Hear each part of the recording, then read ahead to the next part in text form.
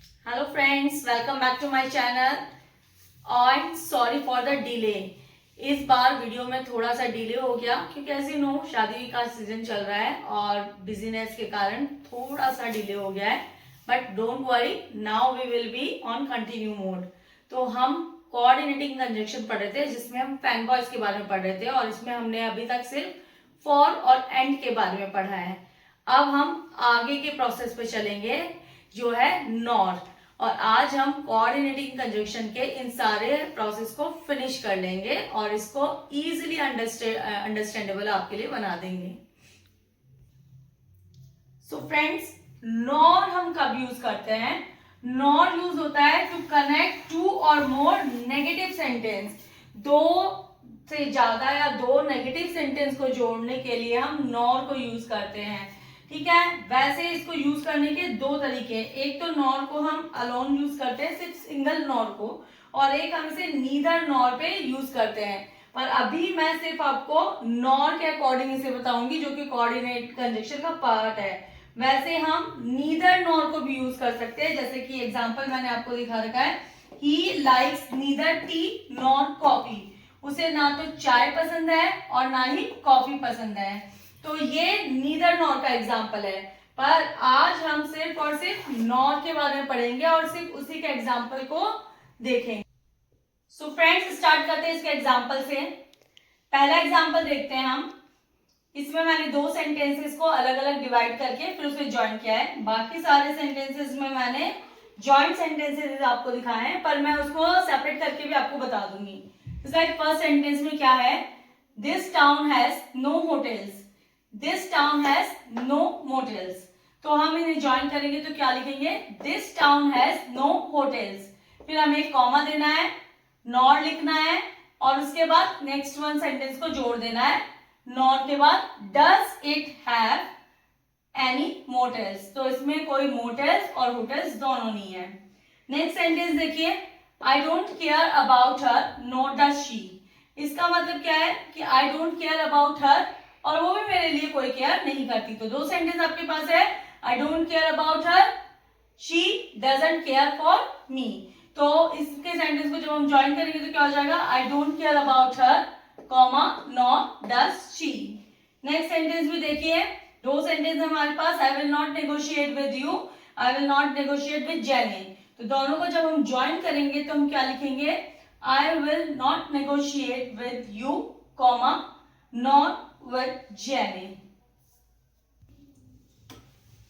तो friends, but को हम कॉन्ट्रास्ट शो करने के लिए एज अ कंजंक्शन यूज करते हैं।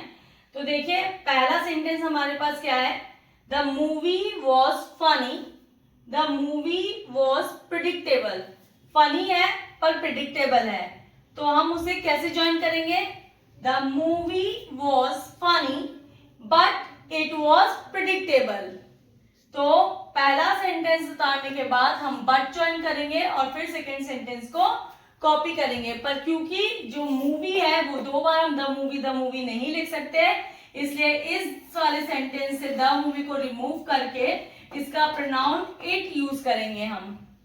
नेक्स्ट सेंटेंस देखते हैं। She studied hard, she could not score well in the test. उसने बहुत मेहनत की पढ़ाई पर उसके अच्छे नंबर नहीं बन पाए टेस्ट में। तो ज्वाइन करते वक्त हम कैसे करेंगे? शी स्टडीड हार्ड, पूरा फर्स्ट सेंटेंस कॉपी किया, उसके बाद फुल स्टॉप को रिमूव करके बट ज्वाइन किया, फिर शी वापस लिखने की हमें कोई जरूरत नहीं है। हमने लिखा but could not score well in the test. Next sentence देखिए, the cake is delicious, it is very sweet. Tasty तो है पर बहुत मीठी है। तो इसके लिए हमने ज्वाइन कैसे किया है? The cake is delicious, first sentence को पूरा कॉपी किया, फुल स्टॉप को रिमूव किया, बट लिखा और उसके बाद अगेन हमें इसे लिखने की जरूरत नहीं है सब्जेक्ट को, क्योंकि ऑलरेडी हमने द केक लिख दिया है। तो हम यहाँ पे लिख देंगे very sweet. The cake is delicious but very sweet. तो नेक्स्ट है हमारे पास और। अभी और का मतलब क्या होता है? किसी चीज में ऑप्शन सिलेक्ट करना। वैसे मोस्टली हम और को जब भी यूज करते हैं तो ईदर और के संग यूज करते हैं, पर अगर इसको अलोन आपको यूज करना है तो कुछ एक क्राइटेरिया पे हो सकता है। जैसे लाइक फर्स्ट एग्जांपल जो मैंने दिया है वो कनेक्टिंग नाउन्स है। Just like would you like T, T एक नाउन है। Next would you like coffee, coffee भी एक नाउन है। तो आपको इसको जब ज्वाइन करेंगे तो हम किस तरह से ज्वाइन करेंगे, वुड यू लाइक टी, यहां तक पूरा कॉपी करना है, फुल स्टॉप को रिमूव करना है और लिखना है और उसके बाद कॉफी लिख देना है। वुड यू लाइक टी और कॉफी, क्योंकि would you like common part है, तो कॉमन पार्ट को पहले हमने कॉपी किया, फुल स्टॉप रिमूव किया और लिखा, फिर दो ही नाउन थे हमारे पास, पहला टी हम लिख चुके थे, दूसरा कॉफी हमने यूज कर दिया। तो सेंटेंस हो गया आपका वुड यू लाइक टी और कॉफी। सेकेंड सेंटेंस देखिए, ये दो फ्रेजेस को ज्वाइन कर रहे हैं हम।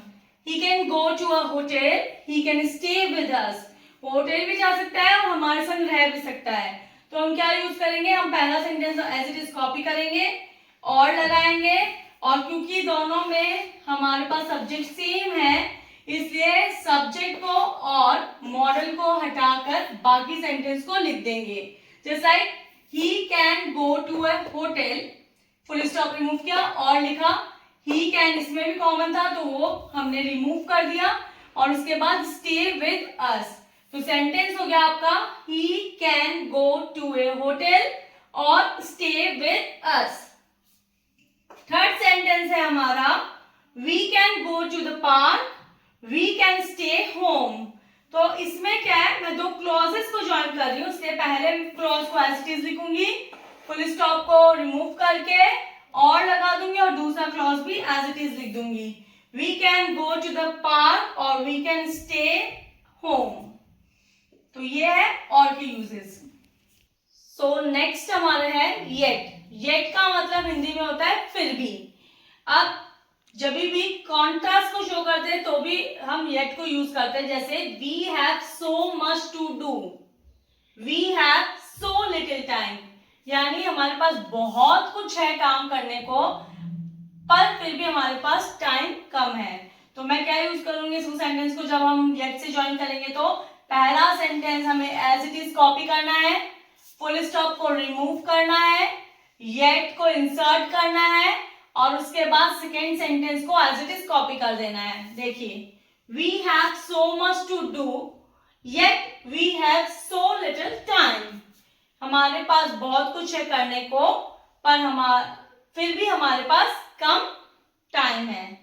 फिर ही is a good student, he really does his homework, अच्छा स्टूडेंट होने के बावजूद भी वो अपना काम बहुत कम करता है। तो जैसा कि पहले बताया, पहला सेंटेंस को एज इट इज कॉपी कर देना है, फुल स्टॉप को रिमूव करके येट लिख देना है और नेक्स्ट सेंटेंस को भी एज इट इज कॉपी कर देना है। तो क्या सेंटेंस हो जाएगा, he is a good student yet he really does his homework.